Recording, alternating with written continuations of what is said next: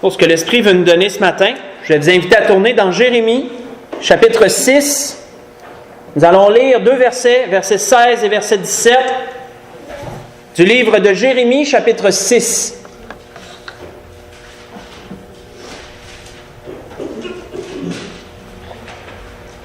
Et pour vous mettre dans le contexte, comme nous savons, Jérémie était un prophète qui avait été envoyé de Dieu pour parler au cœur de son peuple, les avertir sur leurs égarements et tenter, comme Dieu le fait toujours, la main tendue, tenter de les ramener à lui, tenter de leur faire réaliser leurs conditions et tenter de les ramener à lui. Nous allons nous arrêter sur un sujet, sur une chose sur laquelle l'Esprit leur parle par la bouche de son prophète.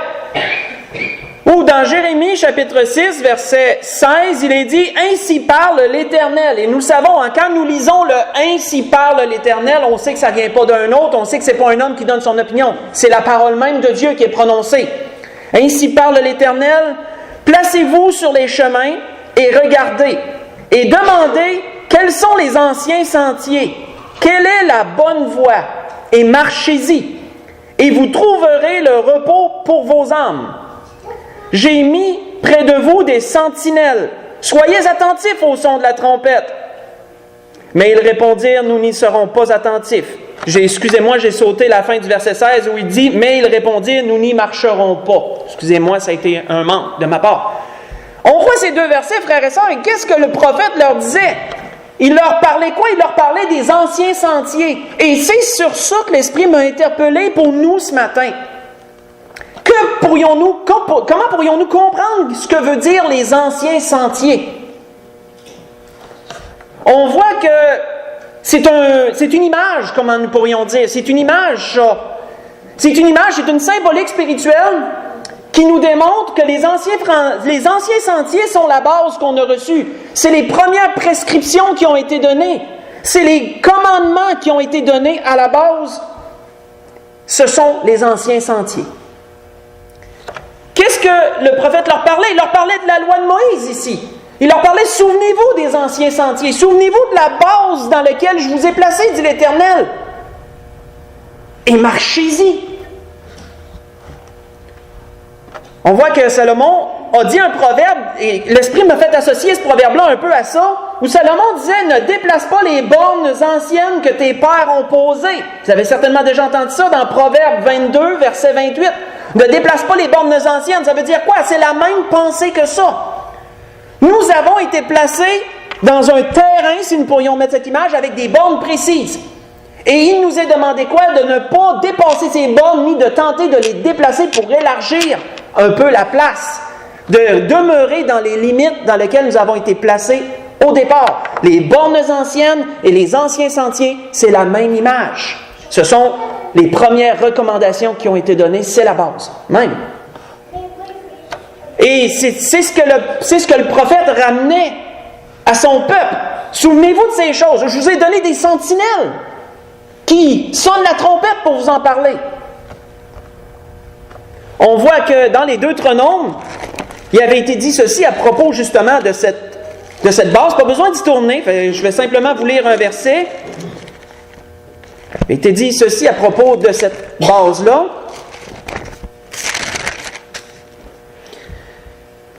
Il a été dit, « Voici la bénédiction par laquelle Moïse, homme de Dieu, bénit les enfants d'Israël avant sa mort, et il dit, « L'Éternel est venu du Sinaï. Il s'est levé sur eux de Séhir. Il a resplendi de la montagne de Paran.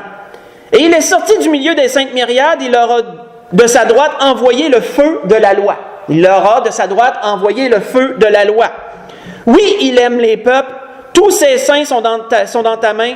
Ils se sont tenus à tes pieds. Ils ont reçu tes paroles. Ça, c'est les anciens sentiers. C'est la base, ça. Ils ont reçu tes paroles. Moïse nous a donné la loi, héritage de l'assemblée de Jacob. Vous voyez ça dans le Deutéronome, chapitre 33. J'ai lu du verset 1 au verset 4. Mais quel fut le constat de Dieu, frères et sœurs, à la suite de ces choses? Tournons dans Jérémie chapitre 18. Continuons notre lecture. Quel fut le constat? Et vous savez, quand on fait un constat, c'est que nous regardons le résultat. Nous regardons la fin, l'après, là. et on constate. Quand un constat, c'est de constater quelque chose, c'est d'en voir le résultat. Quel fut le constat de Dieu? Dans Jérémie, chapitre 18, verset 15. En parlant du peuple juif, il est dit, « Cependant, mon peuple m'a oublié. Il offre de l'encens à des idoles. Il a été conduit à chanceler dans ses voies, à quitter les anciens sentiers, pour suivre des sentiers, des chemins non frayés. » Un chemin qui n'est pas frayé, pensez à quelqu'un qui s'en va à plein bois puis qui se coupe un chemin. Là. Il se fait un chemin au travers des branches. Il n'est pas frayé. Il n'a pas été fait, ce chemin-là. Les sentiers non frayés, c'est des sentiers qui n'ont pas été faits. Moïse, avec la loi, l'Éternel qui avait envoyé Moïse, qui leur avait donné la loi, avait frayé un chemin. Il avait fait un sentier par lequel le peuple pouvait marcher. C'est l'ancien sentier qu'ils avaient délaissé. Les conséquences ont été quoi? Pour eux, verset 16, si on continue, ils ont fait de leur pays un objet de désolation, d'éternelle moquerie. Tous ceux qui y passent sont stupéfaits et secouent la tête. Pareil au vent d'Orient, je les dispersai devant l'ennemi. Je leur tournai le dos, je ne les regardai pas au jour de leur détresse. Ils ont attiré sur eux le malheur en quittant les anciens sentiers. Ils ont attiré sur eux le châtiment de Dieu. Ils ont attiré sur eux beaucoup de malédictions au lieu de la bénédiction. Quitter les anciens sentiers de Dieu n'a rien apporté de bon à son peuple. Ça ne leur a pas apporté plus de bonheur. Au contraire, s'ils pensaient être plus heureux en étant plus libres, ça leur a apporté que plus de malheur, plus de désolation. Mais comment pourrions-nous ramener ça à nous aujourd'hui?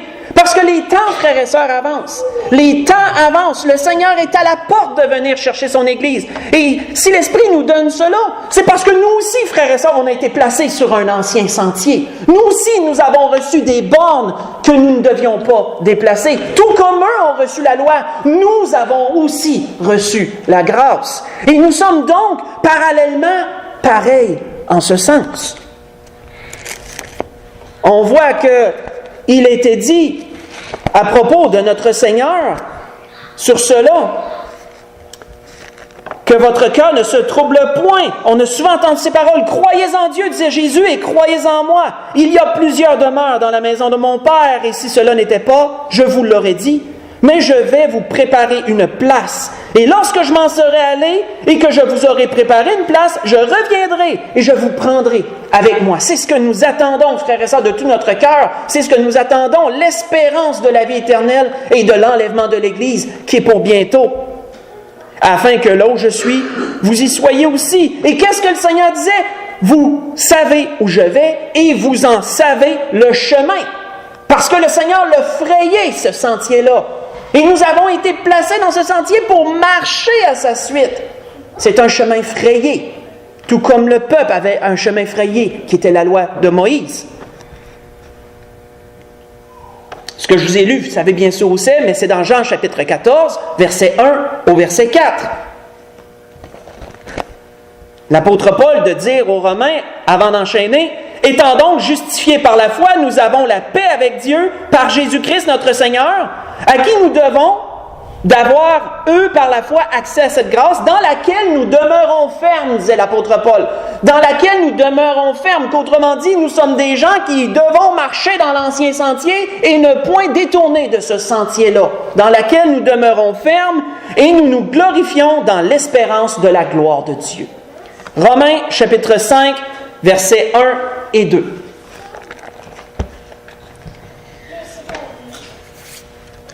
Lorsque nous regardons les Saintes Écritures, frères et sœurs, nous le savons, Dieu nous parle par les Saintes Écritures de bien des façons. Des choses que les hommes ont vécues peuvent nous parler. Et nous allons voir une autre image ce matin qui a toujours en pensée de fond ce que l'Esprit nous donne ce matin, les anciens sentiers, les bornes anciennes.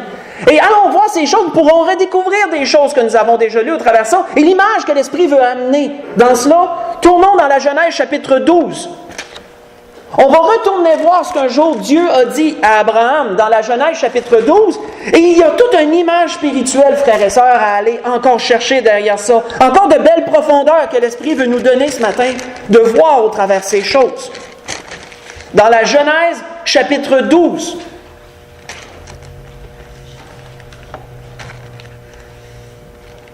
On va faire un peu de lecture, on va lire du verset 1 au verset 9. L'Esprit veut utiliser 3 images ce matin et toujours amener cette pensée à travers ces images. On voit, si nous regardons ce qu'il a été dit un jour à Abraham, il a été dit, l'Éternel dit à Abraham, va-t'en de ton pays, de ta patrie, de la maison de ton père, dans le pays que je te montrerai. Quand nous regardons, frères et sœurs, une carte d'Israël, nous voyons à l'est, à l'extrême est, vers l'Orient. L'Orient égale l'est.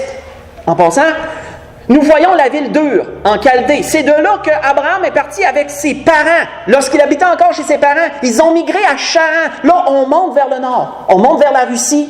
Charan est tout en haut du territoire d'Israël. Là, il est là, à Charan. Lorsqu'il reçoit cette parole, il est là, à Charan. Et il est dit, va-t'en de ton pays, de ta patrie, de ta maison, dans le pays que je te montrerai. Je ferai de toi une grande nation. Je te bénirai. Je rendrai ton nom grand. Tu seras une source de bénédiction. Je bénirai ceux qui te béniront. Je maudirai ceux qui te maudiront. Et toutes les familles de la terre seront bénies en toi. Abraham partit comme l'Éternel le lui avait dit. Et Lot, son neveu, partit. Son neveu, c'est moi qui l'ai ajouté, mais pour nous mettre dans le contexte, Lot partit avec lui. Abraham était âgé de 75 ans lorsqu'il sortit de Charan. Là, il part d'en haut. Là. Il part de Charan et il descend. On sait que le territoire d'Israël, c'est le midi, c'est dans tout le bas. Midi égale sud en passant. C'est dans tout le bas. Donc, il part de Charan en haut, puis il descend, puis là, il parcourt le territoire dans toute sa longueur. Le territoire d'Israël, c'est en longueur. Hein? C'est en longueur. Quand on regarde une carte, c'est en longueur. Il parcourt le territoire tout son long. Commence comme ça son pèlerinage de la terre promise. Abraham était âgé de 75 ans lorsqu'il sortit de Charan. Abraham prit Sarai, sa femme, et Lot, fils de son frère, avec tous les biens qu'il possédait et les serviteurs qu'ils avaient acquis à Charan. Ils partirent pour aller dans le pays de Canaan, qui est en bas. Et ils arrivèrent au pays de Canaan. Abraham parcourut le pays jusqu'au lieu nommé Sichem. Là, on descend, on s'en va vraiment en bas, là. Parcourut jusqu'au lieu nommé Sichem, jusqu'aux chaînes de Morée. Les Cananéens étaient alors dans le pays.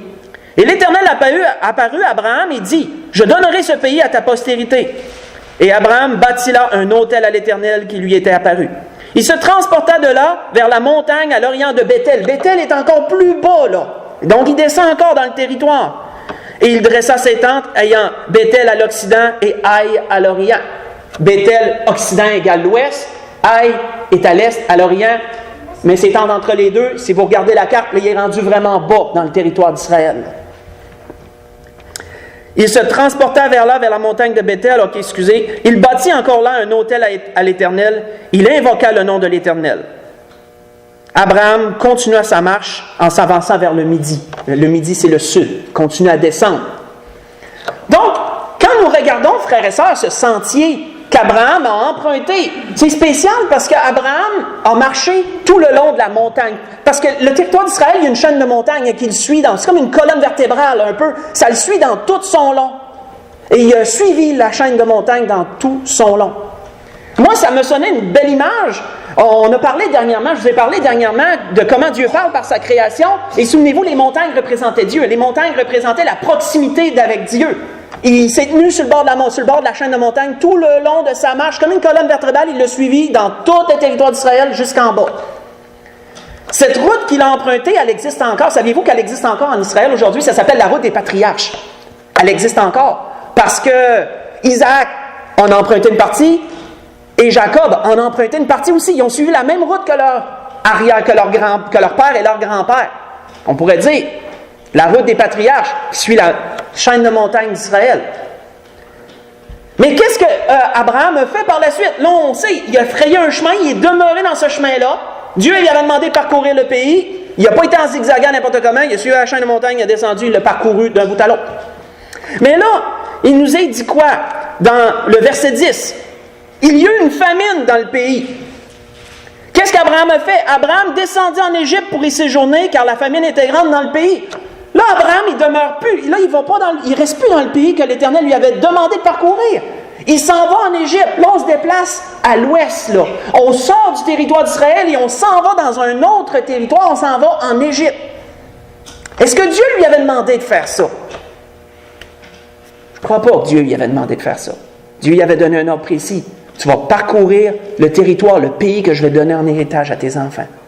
Mais il est arrivé un malheur, et Abraham, dans son jugement, s'est dit, pour le temps de la famine, je vais aller dans un endroit qui a encore de l'abondance, je vais aller en Égypte. Est-ce qu'en Égypte, ça a été un bon temps? Est-ce que ça a été un bon move, qu'on pourrait dire en anglicisme, si on fait un anglicisme? Ça a-t-il été un bon call d'aller en Égypte? Ça a-t-il été une bonne chose? Quand on parcourt la suite, on ne le fera pas. On voit qu'il s'est mis en mauvais terme avec Pharaon à propos de sa femme qui a fait passer pour sa sœur, etc. Et qu'est-ce qu'il nous est dit à la fin, au verset 19? « Pourquoi as-tu dit c'est ma sœur? Aussi l'ai-je pris pour ma femme. Maintenant, voici ta femme, prends-la et va-t'en. » Il a été chassé d'Égypte. En bout de ligne. Son séjour en Égypte n'a vraiment pas été long. Il n'a pas resté en Égypte tout le temps que la famine a duré en Israël. Là. Son séjour en Égypte il a été très court. Et il s'est fait chasser d'Égypte. Ça, c'est la réalité. Qu'est-ce qu'il a fait après? Genèse chapitre 13, lisons à partir du verset 1. Abraham remonta d'Égypte vers le midi, lui, sa femme et tout ce qui lui appartenait, et Lot avec lui. Abraham était très riche en troupeaux, en argent et en or. Il dirigea ses marches du midi jusqu'à Béthel, jusqu'au lieu où était sa tente, au commencement entre Béthel et Haï. Qu'est-ce qu'Abraham fait? Il retourne exactement là où il a quitté au départ. Il retourne dans l'ancien sentier, on pourrait dire. Il a bifurqué en Égypte, il n'a pas resté là longtemps. Il retourne exactement là où il était à ce temps-là. Et la Bible ne nous dit pas que la famine était terminée en passant. La Bible ne nous mentionne pas que la famine était finie. C'est une image, frères et sœurs, qu'on peut voir au travers de ça. C'est une image qu'on peut voir.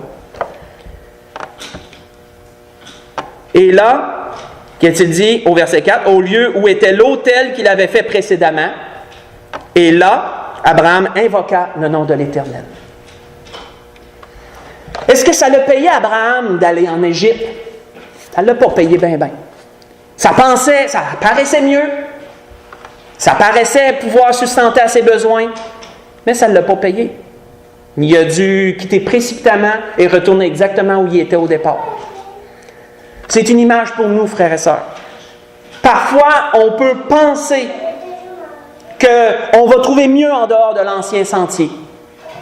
On peut penser que ça a l'air meilleur. Mais détrompons-nous. Les circonstances peuvent parfois nous amener à penser que c'est mieux en dehors de l'ancien sentier, mais il n'en est rien. En bout de ligne, on n'a rien de bon à quitter les anciens sentiers. Abraham, c'est une image, il est revenu exactement où il était. On peut dire qu'il a repris l'ancien sentier. On pourrait dire ça comme ça. Et quand nous continuons, frères et sœurs, ça devient encore plus intéressant quand nous continuons. Encore dans la Genèse chapitre 13, voyons Lot maintenant. Voyons ce que Lot a fait. Nous voyons à partir du verset 5, on continue notre lecture. Verset 5 jusqu'au verset 9. Lot, qui voyageait avec Abraham, avait aussi des brebis, des bœufs et des tentes. Et la contrée était insuffisante pour qu'ils demeurent ensemble, car leurs biens étaient considérables, qu'ils ne pouvaient demeurer ensemble. Il y eut querelle entre les bergers des troupeaux d'Abraham et les bergers des troupeaux de Lot. Les Cananéens et les Phérésiens habitaient alors dans le pays.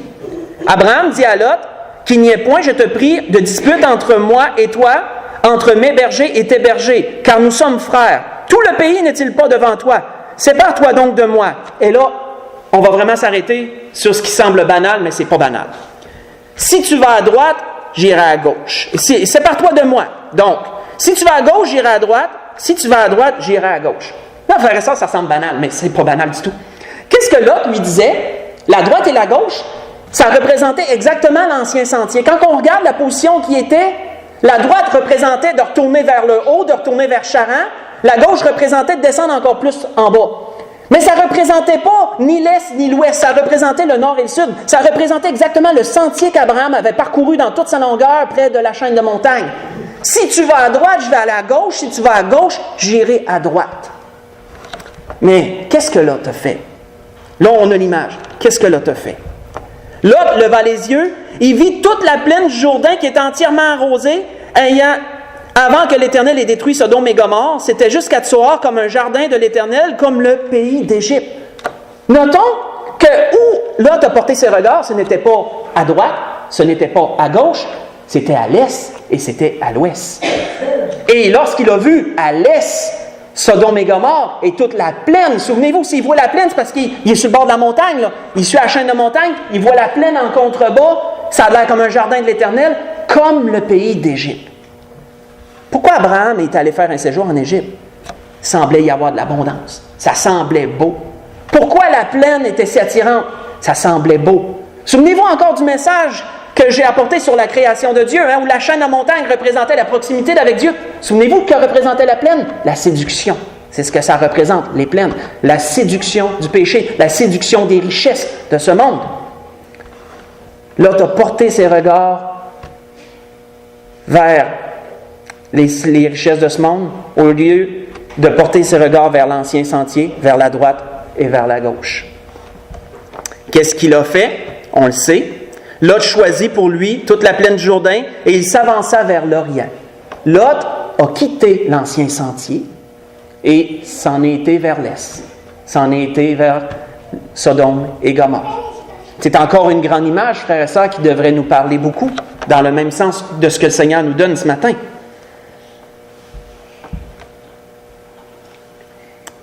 On voit qu'il est dit, Abraham habita dans le pays de Canaan, et Lot habita dans les villes de la plaine, et dressa ses tentes jusqu'à Sodome. Les gens de Sodome étaient méchants et de grands pécheurs contre l'Éternel.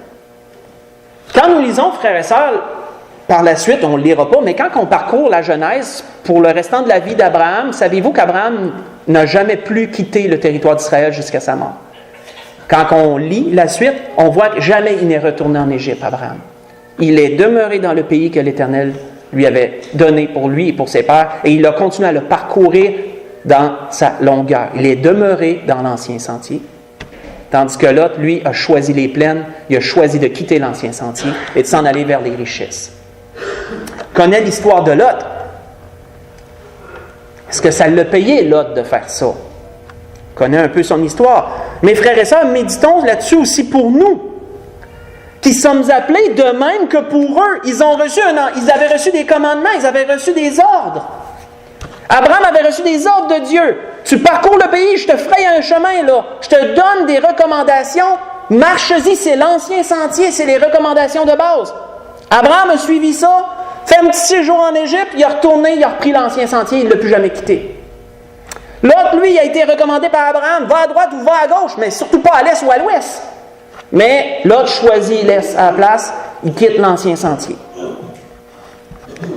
Nous aussi, frères et sœurs, nous sommes aussi appelés à demeurer dans l'ancien sentier, surtout dans les temps où on est rendu. Surtout dans les temps où on est rendu, où les bornes sont déplacées par plusieurs.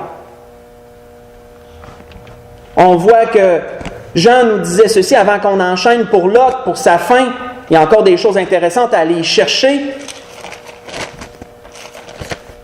Mais Jean nous disait ceci, « Car tout ce qui est dans le monde, la convoitise de la chair, la convoitise des yeux, l'orgueil de la vie, ne vient point du Père, mais vient du monde. » Un peu comme le choix que Lot a fait, que malheureusement plusieurs chrétiens aussi ont fait et font malheureusement encore, de choisir les richesses de cette vie, de choisir les convoitises de ce monde, au lieu de demeurer dans l'ancien sentier que le Seigneur a tracé.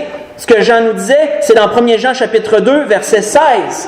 Convoitise des yeux, convoitise de la chair, orgueil de la vie, des choses qu'on doit éviter.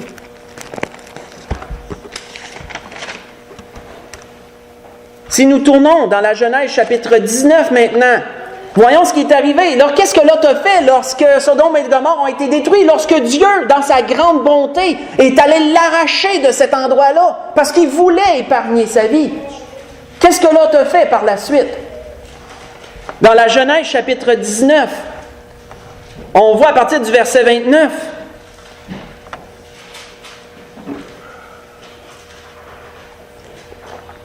Abraham, lorsque Dieu détruisit les villes de la plaine, il se souvint d'Abraham. Il fit échapper Lot du milieu du désastre par lequel il bouleversa les villes où Lot avait établi sa demeure.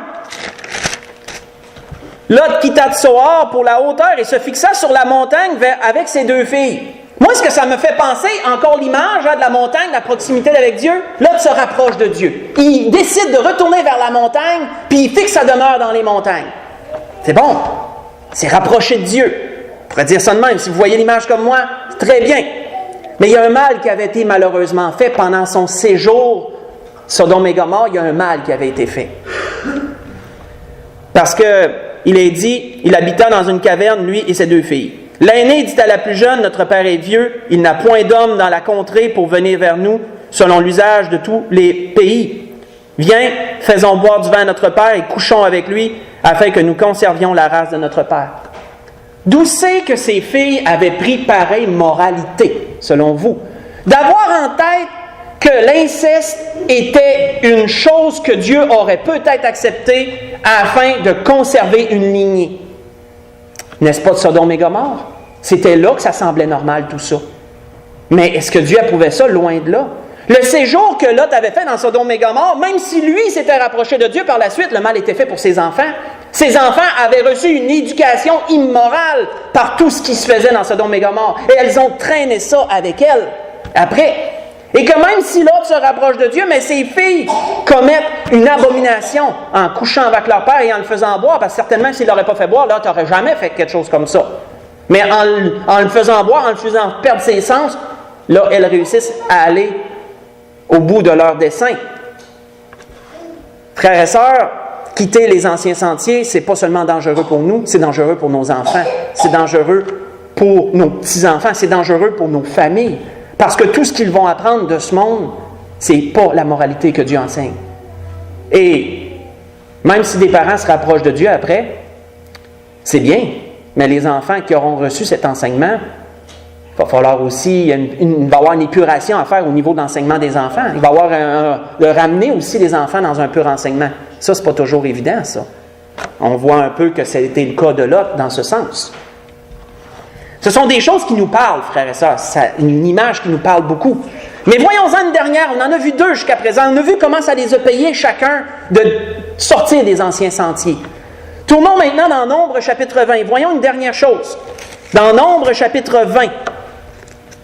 Là, on se transporte plus loin. On se transporte dans le désert, dans le temps où le peuple est sorti d'Égypte et il s'en allait vers la terre promise. On n'est pas dans l'errance des 40 années. Là. On est dans le temps où le peuple est sorti d'Égypte et où il s'en va vers la terre promise. En parcourant ce chemin-là, ils ont rencontré d'autres peuples. Ils ont croisé d'autres territoires. Ils ont dû traverser des territoires qui appartenaient à d'autres peuples. Et quel a été l'enseignement que Moïse leur a donné, quelle a été leur moralité dans ces choses? J'ai déjà prêché là-dessus il y a très longtemps, mais c'est très instructif.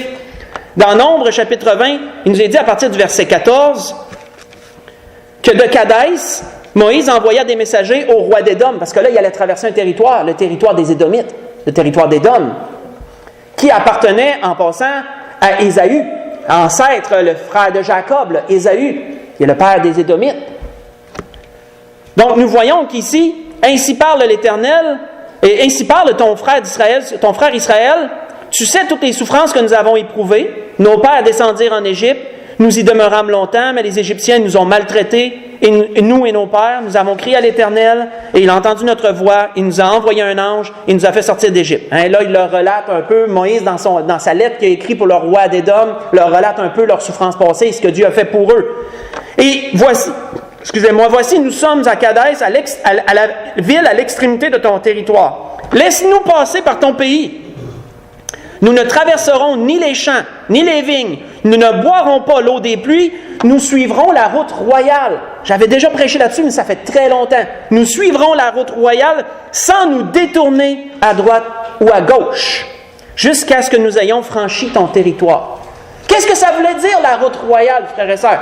Ça voulait dire on va demeurer dans un chemin droit et on n'ira pas puiser dans rien de ce qui t'appartient. La route royale, c'est un chemin. Pensez un peu quand on accueille quelqu'un d'une grande dignité puis qu'il doit parcourir, mettons, une ville pour se rendre à un tel endroit. On le fait-tu zigzaguer dans toute la ville? On choisit le chemin le plus court, le chemin le plus droit, et là, il est accompagné jusqu'au lieu où il doit se rendre. C'est comme ça qu'on fait pour un président. C'est comme ça qu'il faisait anciennement pour les rois. Il déroulait le tapis rouge dans la ville, puis le chemin était le plus droit possible. C'était la route royale. Nous, frères et sœurs, la route royale, c'est comme l'ancien sentier, c'est comme les bornes anciennes, c'est toute la même chose. On peut grouper ces 3 choses-là ensemble. Ça veut dire la même chose. La route royale, c'est de ne pas toucher à ce qui ne nous appartient pas, de ne pas se laisser détourner d'aucune façon, de se laisser influencer ou autre. C'est de marcher droit devant nous et s'en aller vers le but qui nous est fixé. Nous suivrons la route royale, disait Moïse au roi d'Édom. Tu n'as pas à t'inquiéter pour tes richesses, on y touchera même pas. Puis si on touche à quelque chose, on va te le payer, on va te le rembourser. Mais le roi d'Édom n'a pas voulu qu'ils traversent leur territoire, ils ont dû faire un détour. Et Dieu s'est souvenu de cela. Pour plus tard, Dieu s'est souvenu de cela. On voit que si on saute dans Nombre 21, avant d'aller à la conclusion, dans Nombre chapitre 21, ils ont dû traverser un autre territoire, les Amoréens. Dans Nombre 21, il est dit, à partir du verset 21 et du verset 22, Israël envoya des messagers à Sion, roi des Amoréens, pour lui dire « Laisse-moi passer par ton pays, nous n'entrerons ni dans les champs, ni dans les vignes, et nous ne boirons pas l'eau des puits, nous suivrons la route royale, jusqu'à ce que nous ayons franchi ton territoire. » Encore la même demande, encore la même déclaration. « Laisse-nous passer, on va prendre la route royale, on va prendre un chemin droit, on ne touchera à rien, on veut juste traverser. » Mais le roi des Amoréens leur a fait la guerre à la place, et ils ont été vaincus par le peuple d'Israël parce que Dieu était avec eux. Mais s'ils auraient suivi, s'ils auraient accepté, ça aurait été tout autre. Mais ils ont vécu la conséquence de cela. Nous aussi, frères et sœurs, nous devons garder l'ancien sentier. Nous aussi sommes appelés à ne pas déplacer les bornes anciennes. Nous aussi, frères et sœurs, nous sommes appelés à prendre la route royale. Nous sommes appelés à nous abstenir des convoitises de la chair. Nous sommes appelés à prendre garde, à rester sobres dans l'usage des choses que nous faisons de cette vie. Même si tout est permis, comme l'apôtre Paul disait, tout n'est pas utile. Et combien, malheureusement, on ne le réalise pas assez souvent, ça. Comme l'apôtre Paul disait aux Colossiens, « Si donc vous êtes ressuscités avec Christ, cherchez les choses d'en haut, où Christ est assis à la droite de Dieu. Affectionnez-vous aux choses d'en haut et non à celles qui sont sur la terre. Car vous êtes morts, votre vie est cachée avec Christ en Dieu, et quand Christ, votre vie, paraîtra, alors vous paraîtrez aussi avec lui dans la gloire. » Rappelez l'apôtre Paul aux Colossiens, chapitre 3, verset 1 au verset 4. Et si vous voulez lire pendant la semaine, continuez au verset 5 en descendant et vous allez voir tout ce qu'on doit éviter. Si vous voulez lire pendant la semaine, continuez dans Colossiens 3 par la suite. Vous allez voir toutes ces choses qu'on doit éviter. C'était ce que l'Esprit voulait nous donner ce matin. L'Esprit voulait nous ramener ce sujet qui sont l'ancien sentier, les bornes anciennes, la route royale, toute la même chose. Comme le peuple a été appelé à regarder les anciens sentiers et à les suivre, nous aussi nous sommes appelés à continuer à marcher dans l'ancien sentier que notre Seigneur nous a tracé. Nous sommes appelés, nous aussi, à ne pas déplacer les bornes qui ont été établies. Nous sommes appelés, nous aussi, à emprunter la route royale et garder le chemin le plus droit possible vers le but fixé, vers le retour de notre Seigneur Jésus-Christ. Pour conclure, tournons dans 1 Pierre, chapitre 2, pour conclure ce que l'Esprit voulait nous donner ce matin sur ces choses. 1 Pierre, chapitre 2. Et souvenons-nous des exemples que le Seigneur nous a donnés. L'exemple d'Abraham, qui a été pour un temps en Égypte, mais ça n'a pas duré longtemps, ça n'y a pas rien donné. Souvenons-nous de l'exemple de Lot. Au lieu de demeurer près des montagnes, il est allé à l'est, il est allé à Sodome et Gomorrhe, séduction, ça n'y a rien donné. Il est retourné vers les montagnes plus tard, mais quel mal ça le fait par la suite. Se détourner de Dieu pensant être mieux est toujours un malheur. Toujours. Ça ne peut pas être bon. Surtout si tu as connu la voie de Dieu. Surtout. C'est sûr. Si tu as connu la voie de Dieu. Nous voyons que Pierre nous rappelle quelque chose et on conclut là-dessus dans 1 Pierre chapitre 2, verset 11. « Bien-aimés, disait-il, je vous exhorte comme étrangers et voyageurs sur la terre. » Est-ce que nous nous considérons encore, frères et sœurs, comme des étrangers sur cette terre, comme des voyageurs? Est-ce que nous nous considérons comme des gens qui vont habiter ici éternellement, dans leur chair charnelle, je veux dire, qui appartenons à ce monde? Ou est-ce qu'on se considère encore comme des gens qui appartiennent à une autre cité? Comme des gens qui appartiennent à une autre demeure? Et qu'on est ici temporairement? Comment nous considérons-nous dans ces choses? Si on est étranger et voyageur, on considère qu'on appartient à une autre patrie, comme l'auteur d'Hébreux disait dans Hébreux 11, pour ceux qui ont marché par la foi. Pourquoi ils ont marché comme ça? Parce qu'ils avaient en vue une autre cité, si vous vous souvenez de cet endroit. Ils avaient en vue une autre cité qui est spirituelle, qui est éternelle. Nous aussi, ça doit rester nos vues, ça. Et à vous abstenir des convoitises charnelles qui font la guerre à l'âme. Ayez au milieu des païens une bonne conduite, afin que là même où ils vous calomnient comme si vous étiez des malfaiteurs, ils remarquent vos bonnes œuvres et glorifient Dieu au jour où il les visitera. Soyez soumis, à cause du Seigneur, à toute autorité établie par les hommes, soit au roi comme souverain, soit au gouverneur comme envoyé par lui pour punir les malfaiteurs et pour approuver les gens de bien. Car c'est la volonté de Dieu qu'en pratiquant le bien, vous réduisiez au silence les hommes ignorants et insensés, étant libres sans faire de cette liberté un voile qui couvre le péché, qui couvre la méchanceté, mais agissant comme des serviteurs de Dieu, honorez tout le monde, aimez les frères, craignez Dieu, honorez le roi. C'est la grâce que je vous souhaite à tous. Que le Seigneur vous bénisse tous. Levons-nous pour le dernier cantique.